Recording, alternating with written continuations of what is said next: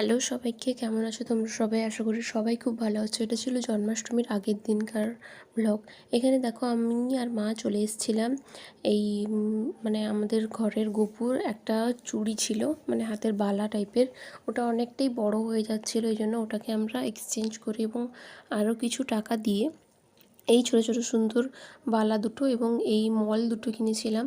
তারপর মায়ের ওই যে ফার্স্টে দেখালাম ওই মুকুটটা, এটাও পছন্দ হয়েছিল, তাই জন্য নিয়ে নিলাম কিছু টাকা দিয়ে, মানে এমনি দিতে হয়েছে। তারপর ঠাকুরের জন্য এই কেশটা এনেছিলাম। ঠাকুরের কেশটা প্রায় 1 বছর হয়ে যায়, প্রত্যেক জন্মাষ্টমীতেই আমাদের কেশ পাল্টানো হয়। তারপর দেখো এখানে বসে পড়েছি, গপুকে কেমন লাগছে একটু সাজিয়ে দেখলাম,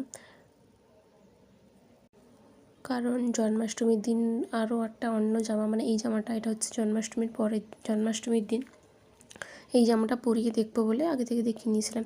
তারপরে আবার রীতিমতো খুলে আমি এটা রেখে দিয়েছিলাম।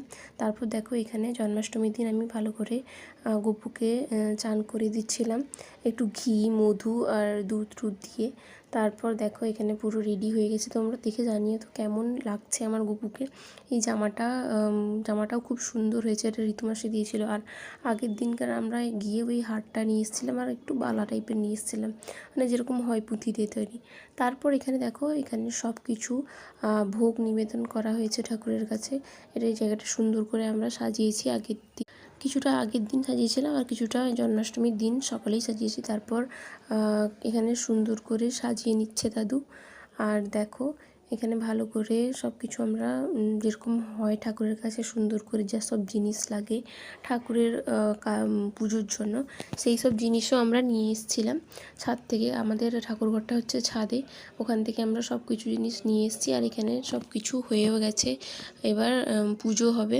তোমরা দেখে জানিও কেমন হয়েছে। জানি অনেক লেট হয়ে গেল ব্লগটা দিতে, তাও দেখো তোমরা।